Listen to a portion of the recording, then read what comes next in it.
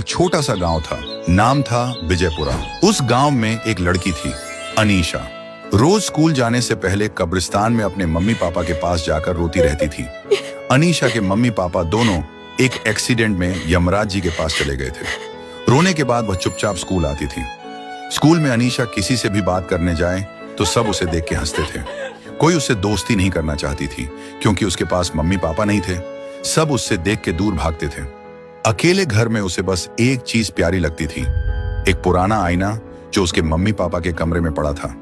उसमें कुछ अजीब सा आकर्षण था।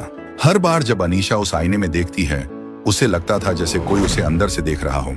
अगले दिन अनीशा आईने के पास गई और आईने की तरफ देखती रही। तभी वो हैरान रह जाती है। उसमें उसका चेहरा नहीं बल्कि एक खूबसूरत जगह दिख रही थी जहां मम्मी पापा उसे बुला रहे थे। अनीशा डर गई, लेकिन फिर आवाज आई, अनीशा आ जाओ, यहाँ कोई दर्द नहीं है। जैसे ही उसने आईने को छुआ, वो उसमें खींचती चली गई। अब वो एक जादुई दुनिया में थी। नीला आसमान, तितलियां और चारों तरफ हरियाली पेड़। अनीशा सामने देखा एक जगह जहां से उनके मम्मी उसको बुला रही थी।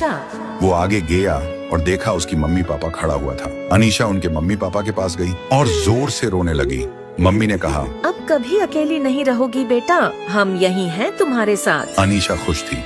वो दिन अनीशा ने बहुत हंसी खुशी में बिताया, लेकिन धीरे धीरे उसने देखा उस जगह पर कोई और भी लोग थे, ना हंसते हुए ना चलते हुए। ऐसा लगता था कोई जिंदा जैसा नहीं है। फिर एक और लड़की मिली, नाम था रूपा। अनीशा धीरे धीरे रूपा के पास गई और रूपा बोली, ये दुनिया झूठ है, हम सब आईने में फंसे हुए हैं, हमारी आत्माएं असली दुनिया से काट दी गई है। अनीशा घबरा गई और वहाँ से आके उसके मम्मी के पास गई। मम्मी को पूछा, क्या यह सच है? ये दुनिया झूठ है? मम्मी की आंखें लाल हो गईं, आवाज बदल गई और बोली, अब तुम वापस नहीं जा सकती अनीशा, तुम्हारा जीवन अब यही है। अनीशा डर के मारे भागने लगी। वो दौड़ती है, चिल्लाती है और वो आईना के पास जाने लगी। आईने की चमकती हुई सतह को छूते ही अचानक वो जोर से चीखती है और वापस अपने कमरे में आ जाती है और दौड़ के उनके मम्मी पापा के कमरे पर चली जाती है और देखती है आईना उधर ही खड़ा हुआ था। बहुत शांत, कोई आवाज नहीं।